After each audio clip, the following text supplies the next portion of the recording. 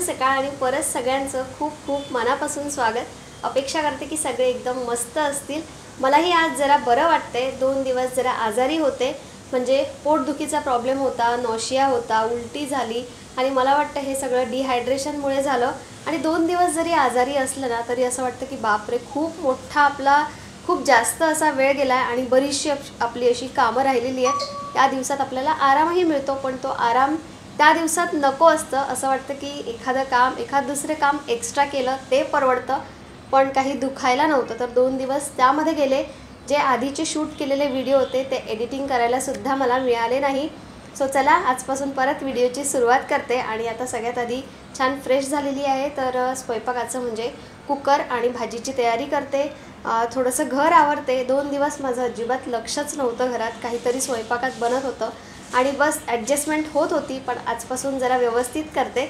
तर चला, आजच्या व्हिडिओची सुरुवात करूया. तसं तर घरातलं कुणीही आजारी असलं तरी घरातलं वातावरण जरा बदलतंच, पण आपण जर आजारी असलो, म्हणजे घरातली करती स्त्री जर आजारी असेल ना, तर मात्र घराची कायापलटच होते. जेवणाचे हाल होतात आणि बाकीच्या गोष्टीही कशा तरी ॲडजस्ट कराव्या लागतात. म्हणून त्यापेक्षा असं वाटतं ना, हा आरामही नको आणि ते दुखणंही नको, कारण त्या दुखण्यापेक्षा एखाद दुसरं खरंच काम केलेलं परवडतं. सारखं काम करू नका असं मी सांगते, पण खरंच आजार कुठलाही असू देत, साधी सर्दी जरी झाली ना तरीही आपल्याला ती एकदम हैराण करून सोडते. तर माझा ना पोटाचा प्रॉब्लेम होता. काय माहिती, अचानक पोट दुखायचं, कडक व्हायचं, त्यामुळे नॉशिया व्हायचा आणि मला वाटलं की हे सगळं डिहायड्रेशनमुळेच झालं असेल. आणि वातावरणही तसंच आहे. आणि बाहेरचं खाण्यात आलं किंवा मग घरीच काहीतरी असं खाण्यात आलं का काहीच समजलं नाही. आणि जेव्हा असं पोटदुखी किंवा कंबरदुखी, पायदुखी असं जर मला काहीतरी झालं ना, तर मी कुठलीही गोळी घेत नाही, थोडासा आराम करते. आणि पोटाचं म्हटलं की आपल्या पोटाला थोडासा आराम दिला, म्हणजे जेवण अगदी हलकं घेतलं तर आपोआप ते थांबतं. काही डॉक्टरकडे जायची गरज पडत नाही. तर मी तसंच केलं. 2 दिवस जरा हलकं जेवण घेतलं आणि ताक आहे ना, भरपूर ताक पिलं मी आणि भरपूर असं थंड पेयसुद्धा पिलं. त्यामुळे पोटाला खूप आराम पडला आणि आज मला जरा बरं वाटलं. नाहीतर खायचीच इच्छा होत नव्हती, सारखं उलटीसारखं वाटत होतं. तर आज रियांशच्या टिफिनसाठी जो ब्रेकफास्ट केला होता ना, तो मी सकाळीच कॉफीच्या आधीच घेतला. कॉफी आणि चहा तर कधीच सुटणार नाही. त्यातल्या त्यात 1-2 दिवस मी चहा तरी टाळला, म्हणजे ॲसिडिटी होऊ नये म्हणून. आणि आपल्या घरी आता उन्हाळा खूप आहे, मुलांना असा त्रास होऊ शकतो, कुणालाही असा त्रास होऊ शकतो. त्यामुळे ना इलेक्ट्रॉल पावडर येतं किंवा ORS येतं, नेहमी आपल्या घरी ठेवा, म्हणजे लागलं तेव्हा आपण घेऊ शकतो. तर जसं मी ताक पिलं तसंच हे जे इलेक्ट्रॉल पावडर आहे ना, त्यानेसुद्धा जरा बरं वाटतं. म्हणजे ORS आवडत नसेल तर हे इलेक्ट्रॉल पावडर घ्या, त्यानेही थोडासा फरक पडला. आणि ते टेस्टलाही चांगलं आहे. ORS थोडंसं कसं खारट लागतं ना, हे थोडंसं मस्त ज्यूससारखं लागतं, म्हणजे जसं आपण रसना किंवा टँक कसं पितो तसं लागतो. असो, खूप झालं आता पोटाचं दुखणं हे पुराण. तर आता मस्त अशी एक वस्तू मी किचनसाठी ऑर्डर केलेली आहे, तो म्हणजे कुकर. आणि मी घ्यायच्या आधीच ना, मला ज्या तुम्ही माझ्या मैत्रिणी आहेत, किती जणींनी सांगितलं की नीता, दुसरा कुठलाही कुकर घेऊ नको, घ्यायचा असेल तर फक्त आणि फक्त प्रेस्टीज घे. पण त्याआधीच मी हा प्रेस्टीजचा कुकर ऑर्डर केलेला होता. तर आता जो दाखवला मी तुम्हाला, तो 5 लिटरचा कुकर आहे. त्यामध्ये डाळ आणि राईस लागते रोजच्या रोज, आणि ते सुद्धा स्टीलच्या डब्यांमध्येच लागते. त्यामुळे माझा तो चेंज करायची इच्छा नाही आहे. आणि हा जो छोटा कुकर होता ॲल्युमिनियमचा, तो खराब झाला, तो काही दुरुस्त होणार नाही. त्यामुळे इन्स्टंट डिसिजन घेतला की आता ट्राय प्लाय स्टीलचा कुकर घ्यायचा आहे. आणि ट्राय प्लायच घ्यायचा होता, कारण साधा कुकर घेतला असता मग परत त्यात काही बनवता येत नाही, ते जळतं. त्यापेक्षा एकदा इन्व्हेस्टमेंट होते आणि ती लाँग टाईमसाठी इन्व्हेस्टमेंट आपली होऊन जाते. तर मस्त असा प्रेस्टीजचा हंडी कुकर घेतलेला आहे आणि मला असाच कुकर हवा होता. आता माझ्याकडे जो होता ना जुना, तुम्ही बघितला असेल तर, तो असा थोडासा उभा होता, पण मला आता हंडी शेपमध्ये हवा होता. यावर हा जो डब्बा आहे यावर ना सगळे फीचर्स दिलेले आहेत की काय काय आहे, आणि मला खूप आवडला आहे. स्पेशली त्याचा शेप आहे ना, तो मला सगळ्यात जास्त आवडला. नाहीतर याच्यामध्ये बरेचसे शेप्स अवेलेबल आहेत. मी तुम्हाला सगळ्यात शेवटी त्या मॅन्युअल दाखवते. आणि यावेळी आउटर लीड घेतली, कारण इनर लीडचा तो प्रॉब्लेम झाला होता. आणि तसाही इनर लीडचा मोस्टली प्रॉब्लेम होतो, आउटर लीडचा शक्यतो होत नाही. त्यामुळे आउटर लीड घेतली. आणि हॉकिन्स ॲक्च्युली मी बघत होती, पण हॉकिन्समध्ये ना आउटर लीड नाही आहे, इनर लीडचेच कुकर मिळत होते. तर मस्त असा शेप आहे, ट्रायप्लाय आहे आणि छान हेवी कुकर होता. आणि मेन म्हणजे जसं मी बोलले की हंडी शेप आहे, मला खूप आवडलेला आहे. आणि फ्लिपकार्टवरून मी घेतला आहे, तर मला 3100 समथिंग काहीतरीला होता. तर त्यावर कार्ड ऑफर वगैरे सगळं लावून ना काहीतरी 2800 की 2900 रुपयाला पडला। तर ठीक आहे, एकदाच आपली ही इन्व्हेस्टमेंट होते। जर स्टीलचं कुठलंही सामान घ्यायचं म्हटलं ना तरी ते लॉंग लास्टिंग असतं, एकदा चांगलंच घ्यायचं, त्यातच इन्व्हेस्टमेंट करायची। आणि ज्यांनी मला सजेस्ट केलं होतं की नीता प्रेस्टिजचाच कुकर घे, आमच्याकडे आहे आणि त्याचे रिव्ह्यूसुद्धा तुम्ही मला दिले, त्यासाठी खरंच खूप खूप थँक्यू। आणि आता तुम्हाला आणखी कोणाला घ्यायचं असेल तर आता मी वापरला तर नाही, पण बाकीच्यांनी जसं मला सांगितलं की चांगलं आहे, त्यावरून मी तुम्हालाही सजेस्ट करेल की तुम्ही घेऊ शकता। आणि बघा असे वेगवेगळे शेप आहे, बहुतेक 5 लिटर 4 लिटर आणि हा जो मी दाखवते हँडी शेप तो 3 लिटरचा आहे। मला त्याचा शेप सगळ्यात जास्त आवडला म्हणून मी तो घेतलाय आणि प्रेस्टिज कंपनीसुद्धा चांगली आहे। तर तुम्हाला जसा हवा आहे तसा तुम्ही घेऊ शकता। हा बघा माझ्याकडे हा 5 लिटरचा ॲल्युमिनियमचा कुकर आहे आणि त्याचासुद्धा जी लीड आहे ना ती कधी कधी त्याच्यातून वाफ निघते किंवा ती होते खराब, कधी कधी चेंज करून आणावी लागते, पण सध्या तरी माझा तो चेंज करायचा विचार नाही। 5 लिटरचा घ्यायचा म्हटलं तर तो 5000पर्यंत तरी नक्कीच जाईल, बघू कधीतरी त्यालाही चेंज करायचं असेल तर। पण आता तुम्हाला घ्यायचं असेल तर मी प्रोडक्ट टॅग करते, तिथून तुम्ही घेऊ शकता किंवा मग तुम्हाला दुसरा शेप हवा असेल तर तोही घेऊ शकता। चला आता खूप झालं कुकर पुराणही, आता भाजीची तयारी करते। आणि तोंडली काय म्हणतात त्याला, कुंद्रू म्हणतात, तोंडली म्हणतात, तेंडली म्हणतात, तुम्ही काय म्हणतात मला सांगा।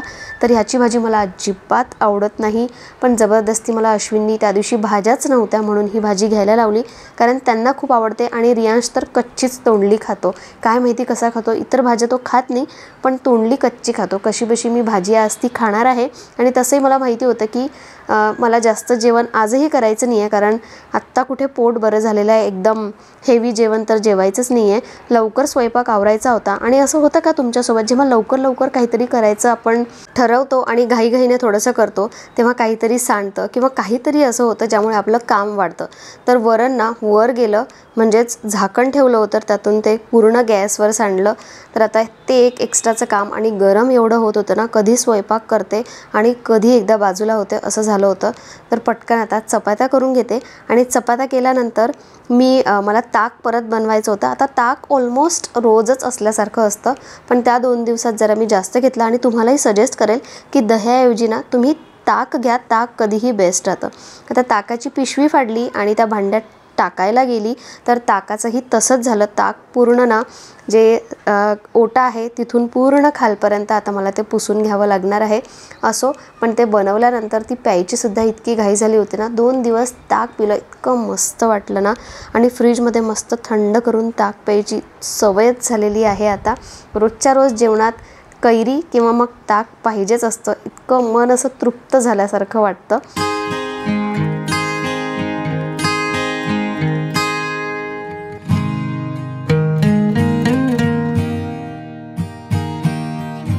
शाळेतून आला रियांश आणि सगळ्यात आधी त्यांनी मला विचारलं की तुला कसं वाटतंय। आणि मला वाटतं तुम्हीसुद्धा हे ऑब्झर्व केलेलं असेल। बघा, मुलं आपल्याला तशी रोज कितीही त्रास देत असली ना तरी पण आपण जेव्हा आजारी असू तेव्हा ती इतकी सपोर्टिव्ह होतात ना, काय माहिती त्यांना काय वाटतं। खरंच मम्माला बरं नाही आहे म्हटल्यानंतर तीसुद्धा इतकी काळजी घेतात आपली, काहीही आपल्याला बनवून मागत नाही, थोडासाही त्रास देत नाही, अगदी स्वतः सगळं करतात।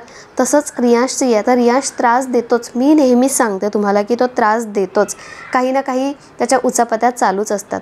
पण जेव्हा मी आजारी असते तेव्हा तो इतकी काळजी किंवा इतकं सगळं स्वतःहून करतो ना, तेव्हा मला त्याचं नवल वाटतं। आणि मला माहिती आहे की मोस्टली सगळी मुलं ना अशी करतात, त्यांना काय माहिती कळतं का, अगदी लहान मूलसुद्धा इतकं सपोर्टिव्ह बनतं। तर तो बघत होता की ताप आहे का, कसं वाटतंय, हे सगळं विचारपूस करत होता। आणि त्याच्या शाळा होती तर शाळेसाठी मी टिफिन बनवूनच दिला, पण जस्ट मी त्याची ना काल गंमत केली होती की आज मी टिफिन बनवू शकणार नाही, सो तू तसाच जा। तर तो म्हणाला मम्मा काही टेन्शन नाही आहे, आणि रात्रीही मी त्याला गोष्ट बोलली तर रात्री तो म्हणाला की काहीच टेन्शन नाही, तू उठू पण नकोस, मी ना आत्ताच ॲपल कट करून माझ्या टिफिनमध्ये ठेवते। इतकं हसायला आलं मला, म्हणजे त्याची सोय तो करूनही ठेवत होता, बिना टिफिनचा तर तो जाणारच नव्हता। त्याच्या डोक्यात आलं की ॲपल कट करून ठेवावं, पण तुम्हाला माहिती आहे ॲपल आपण रात्री कट करू शकत नाही।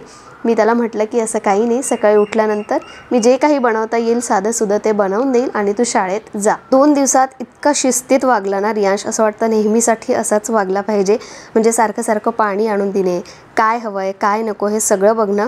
तर तुम्हाला आहे का असा एक्सपिरियन्स आणि असा सपोर्ट मिळतो का मुलांचा, मला नक्की कमेंट करून सांगा। तर आता ना थोडंसं बरं वाटतंय, पूर्ण बरं वाटतच नाही आहे, कारण तापही आल्यासारखा होता. काय माहिती थोडंसं इन्फेक्शन झाल्यासारखं होत असते, व्हायरल झाल्यासारखं. तर त्यामुळे आजही मी खूप जास्त अशी कामं घेणारच नाही आहे अंगावर. कामं मला भरपूर आहेत, पण आत्ताचे जे तुम्ही व्लॉग्स बघितले असतील लेटेस्ट, त्यामध्ये ना फक्त आणि फक्त रुटीनचेच कामं माझे होत आहेत. खरंच मी एक्स्ट्रा काहीच काम करत नाही आहे. असं वाटतं की एवढा मोठा उन्हाळ्याचा दिवस, इतका मोठा दिवस मिळतो, या दिवसात कितीतरी आपण कामं करू शकतो. पण दुपारची जेव्हा वेळ येते ना, जेवल्यानंतर, तेव्हा काहीच करायची इच्छा होत नाही. एकतर मी माझं एडिटिंगचं काम करते किंवा शांतपणे पडून राहते किंवा थोडा वेळ झोपते तरी. त्यामुळे एक्स्ट्राचं काही कामच होत नाही आहे एवढा मोठा दिवस असून. आता लगेचच आता 1-2 दिवस गेले ना की सगळी एक्स्ट्राची माझी कामं काढते. बाहेरचं वातावरण मस्त गार वाटत होतं घरातल्यापेक्षा. म्हटलं आज जरा बाहेर मैत्रिणींबरोबर, खाली असतात बरेच जण, तर त्यांच्याबरोबर गप्पा गोष्टी कराव्या, थोडा फेरफटका मारावा. म्हणून आता छान तयार झाले, दिवाबत्ती करते आणि थोडीशी खाली जाऊन येते, म्हणजे मूडही फ्रेश होईल आणि मलाही जरा बरं वाटेल.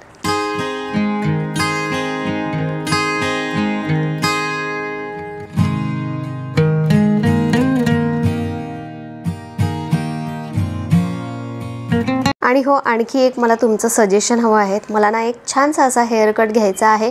खूप जास्त केसही कट करायचे नाही आहेत, कारण केस माझे ऑलरेडी विरळ आहेत आणि खूप लांबही नाही आहेत. पण तरीसुद्धा एक छानसा असा हेअर कट करता येईल. तर तो कोणता करू, तुम्हाला काही आयडिया असेल म्हणजे माझे केस बघून, तर तुम्ही मला प्लीज सजेस्ट करा. त्यासाठी आधीच मी तुम्हाला थँक्यू बोलते. तर दिवाबत्ती केली आणि आज रियांशला आलू पराठा खायचा होता. सकाळी तर पॉसिबल झालं नाही, म्हटलं संध्याकाळी आपण त्याच्यासाठी मस्त असा आलू पराठा करूया. तर मी आलू बॉईल करायला ठेवले आणि मी आता जरा खाली जाऊन येते. आणि जसं मी बोलते की आपल्याला डिहायड्रेशन होतं, पाण्याची कमतरता होते, तशीच आपल्या घरची जी झाडं आहेत तीसुद्धा इतकी सुकल्यासारखी होतात ना, सारखं सारखं पाणी द्यावं लागतं. आणि इंडोर प्लांट असतील तर त्याचीसुद्धा काळजी घ्यावीच लागते. आता हे जे मनी प्लांट लावलं आहे ना मी काचेमध्ये, ते फक्त पाण्यात लावलं आहे आणि असं वाटते की ते आता मातीत लावे, कारण त्याला मस्त असे रूट्स आलेले आहेत. आता काही दिवसांनी थोडंसं किचन मला डेकोर करायचंच आहे. जे व्हाईट स्टँड किंवा रॅक आणलेली आहे ती लावायची आहे. त्यानंतर वॉल डेकोर जे आणलेले आहेत, जे कोट्स आहेत ते सुद्धा लावायचे आहेत. त्याचबरोबर जे मनी प्लांट तयार करून ठेवलेले आहेत ना, ते सुद्धा मस्त एका पॉटमध्ये मी लावेल आणि मस्त डेकोरेट करेल. तर आलू पराठा बनवताना रियांशलाही हेल्प करायची होती, ती त्याला पलटवायची होती. आणि जेव्हा पहिली पुरणपोळी मी केलेली ती तर मी कधीच विसरू शकत नाही, कारण ती तव्यावरून डायरेक्ट पलटवायची होती आणि तेव्हा तर खूप मजा झालेली. कधीतरी नक्की सांगेल. तर रियांशलाही अशी छोटी छोटी कामं करण्यात मजा येते, तर तो स्वतः पलटवून बघत होता आणि त्यालाच त्याचं खूप कौतुक वाटत होतं. आज जरा पराठे वेगळे बनवले आहेत. थोडेसे ना बॉइल्ड चणे होते, छोले होते, तर ते सुद्धा मी मॅश करून त्या पोटॅटोमध्ये घातले आणि आज जरा वेगळीच टेस्ट आली होती. आणि तसेही जेव्हा आलू पराठे मी बनवते तर स्पेशली माझ्यासाठी आहे ना, थोडासा करकरीत असा मी भाजून घेते. जशी पुरणपोळी मला आवडते तसाच मला आलू पराठासुद्धा थोडासा करकरीत, म्हणजे इतरांपेक्षा थोडासा जास्त मी भाजते. थोडा वेळ तव्यावर तसाच ठेवून द्यायचा, तो ऑटोमॅटिक ना थोडासा कडक होतो, म्हणजे जी पोळी आहे ती थोडीशी मस्त कुरकुरीत होते. तर बघा, आज मी ज्या गव्हाच्या पिठामध्ये नॉर्मल पीठ न घेता त्यामध्ये थोडीशी हळद टाकली होती, त्यामुळे पराठा अजून मस्त दिसतोय. तर आता गरम पराठा आहे, लवकर लवकर खायचा आहे, म्हणून कट करून घेतला आणि आंब्याचं लोणचं आणि आलू पराठा, वाह मस्त कॉम्बिनेशन आहे. तोंडाला पाणी सुटेल. आणि तसंच झालं, मलाही खूप भूक लागली होती, कधी खाते आणि कधी नको असं झालं होतं. पराठा अजून तव्यावरच आहे, पण जो रेडी होता तो आता मी खाऊन घेते आणि सगळं पटापट आवरून घेते.